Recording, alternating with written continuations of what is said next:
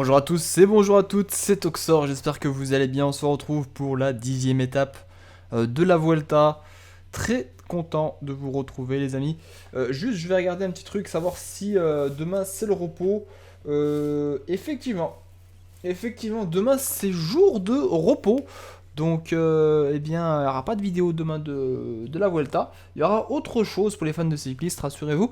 Eh bien on va tout de suite partir pour cette étape, hein, sans plus attendre. Étape de plaine pour Roras sans doute, hein, bien qu'il y ait un col de seconde catégorie, hein, quand même, peut-être à une petite vingtaine de kilomètres de l'arrivée. Est-ce que Roras va le passer? C'est ce qu'on va savoir dans quelques instants. Allez, c'est parti donc pour cette étape, les amis. J'espère que tout va bien se passer. Il n'y a pas de raison que ça se passe mal de toute façon, hein. Mais bon, sait-on jamais. Sait-on jamais, les abandons arrivent tellement vite dans ce jeu que ça fait un petit peu peur quand même. Donc, deux ascensions, un col de 3ème catégorie, un col de seconde catégorie qui se situe à peu près... je ne sais pas, je n'ai pas de repère, mais je dirais une vingtaine de kilomètres de l'arrivée. Étape très courte qui sera assez nerveuse, je pense. Je vais mettre Ereviti protégé Quintana. Je vais mettre Sutherland en protection de Valverde. Si bien sûr Valverde se trouve quelque part. Il est là. L'ancien champion d'Espagne, voilà. C'est fait. Et bien on va pouvoir avancer un petit peu dans la course, hein. De toute façon, pas grand chose à faire pour l'instant, à part laisser partir quelques échappées pour bien ensuite être un petit peu tranquille. Le classement général, c'est vrai, ne l'oublions pas, c'est très important. Classement général avec Vincenzo Nibali à 1,58 de Nairo Quintana. Donc Pozzovivo à 2,26, Froome à 2,56. Quintana, meilleur sprinter également. C'est étrange, mais bon, c'est comme ça. Meilleur grimpeur, Chavanel. Movistar, meilleure équipe.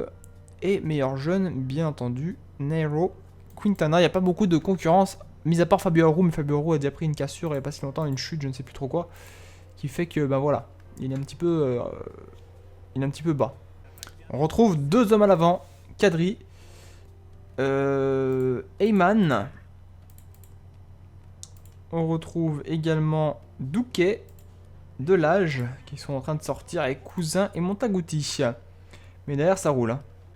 La Cofidis qui travaille déjà, hein, plus de 80 km de l'arrivée, pour sans doute Nasser Bouhanni, pour qu'il puisse s'imposer sur un sprint massif. Ouh, il y a une chute. Ah non, une crevaison. Je crois que c'était une chute, non, c'est une crevaison d'un coureur de la Giant qui va pouvoir repartir en queue de peloton. Voilà, il repart enfin dépanné par le mécanicien fantôme. On arrive au pied du col.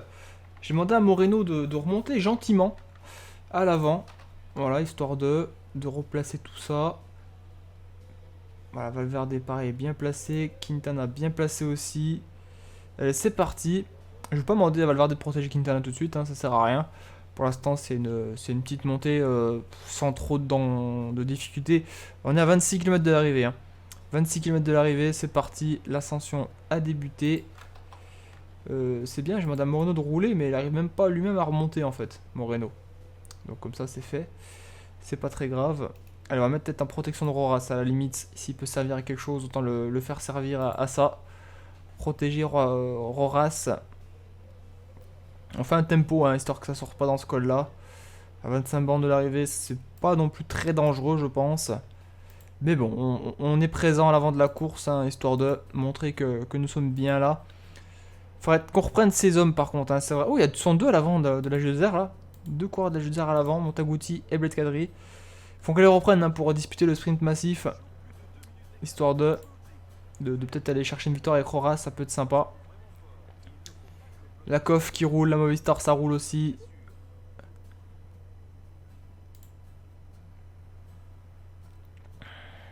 On est bientôt en haut de ce col de seconde catégorie. Une fois qu'on sera dans la descente, on pourra peut-être organiser un peu le train pour notre ami Roras. Il est cuit. Il est cuit, il est cuit. On va arrêter de protéger. Pour l'instant, on refera les protections juste après. Moreno est cuit. On peut pas encore mettre de... Ok, on peut pas encore les mettre... On peut pas encore régler, on va dire, le train. Je pense que ça sera 15 km qu'on pourra régler le train. Vu que ça termine sur du plat. Voilà, j'ai, entre guillemets, programmé le train. Ça sera Sutherland, pardon, qui va rouler en premier. Ça serait bien que ça remonte par contre derrière. J'ai demandé à pas mal de coureurs de remonter. En passant par Visconti, déjà. S'il pouvait choper la roue, voilà, c'est bien. Visconti a chopé la roue. Maintenant, Roras, qui est en train d'essayer de sortir de tout ça. Allez, allez, on se dépêche. Roras, c'est où là? Il est là, Roras, ok. C'est bon. On peut accélérer fortement avec Visconti. Non, Sutherland, pardon. Ouh, attendez, la roue est lâchée. La roue est perdue. Allez, on accélère un peu. On accélère, on accélère. Visconti, le petit gel. Valverde, le petit gel après.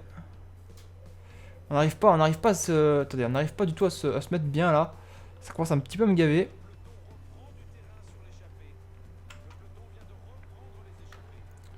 Valverde, le gel. Toi, le gel. Allez, il faut emmener tout ça. 3 km. Valverde est coincé. Il s'est fait coincer, Valverde, sur la barrière à côté là. Allez, on va lancer avec Visconti. Avec lui, tant pis. Visconti. On a perdu Roras. Hein. Roras a perdu la roue a priori. Ah, il a perdu la roue, Roras. Il a perdu la roue de notre ami. On va lancer le sprint avec Valverde, tant pis. Roras, on va le lancer. Guérin, s'il sprint lui. On va se mettre dans la route de Guérin, au pire des cas, avec Roras. On va voir comment ça peut se faire. Allez, j'ai lancé donc tout le monde. Roras. Et plutôt pas mal, on va lancer le sprint avec Roras. Mais bon, c'est parti avec Peter Sagan à l'avant. Franchement, j'ai pas compris. Il s'est fait coincer là, notre ami. Nassar Boigny à faire 3. Degenkolb gagne. Deuxième place pour Peter Sagan. Quatrième place pour Nassar Boigny. Cinquième place pour Alejandro Valverde. Voilà. Belle victoire hein, de Degenkolb. Malheureusement, j'ai pas pu faire une bonne place avec mon sprinter. J'ai pas compris. Enfin, si, j'ai compris. Valverde s'est fait coincer. Ensuite, Roras n'a pas pu remonter. Ouais, le mauvais positionnement de ma part, là, de mes coureurs. J'ai un peu raté le sprint. Tant pis, on fait quand même 4ème place avec Valverde. Valverde qui était en forme, un plus 3. Ce qui est plutôt pas mal pour aller disputer un sprint. Alors, on simule. Donc, demain, mardi, journée de repos. Mercredi, reprise avec une étape très difficile. Je vais la montrer juste après ceci. Après le sprint remporté par John Degenkolb. Regardez comment il dépasse tout le monde. Il dépasse Peter Sagan. Qui pensait gagner. Peter Sagan, il pensait gagner. Malheureusement, il s'est fait cueillir. Et Valverde aussi s'est fait cueillir, malheureusement, pour le podium. Roras, il termine plutôt bien également. Dommage, hein, il n'a pas pu lancer son sprint correctement. Regardez la vitesse. On peut pas regarder, c'est dommage. Enfin, regardez quand même avec le truc en face, mais c'est un peu dommage. Regardez Roras là. Visconti. Enfin, c'est pas Roras, c'était Visconti qui est passé trop vite le virage, c'est pas grave. Degenkolb, la vitesse de Degenkolb, regardez-moi ça. Hop, il passe à Valverde. Hop, il va passer Sagan. Et il gagne. Belle victoire de Degenkolb, propre, sans bavure. Visconti fait 7 quand même à noter. Pas de changement au général.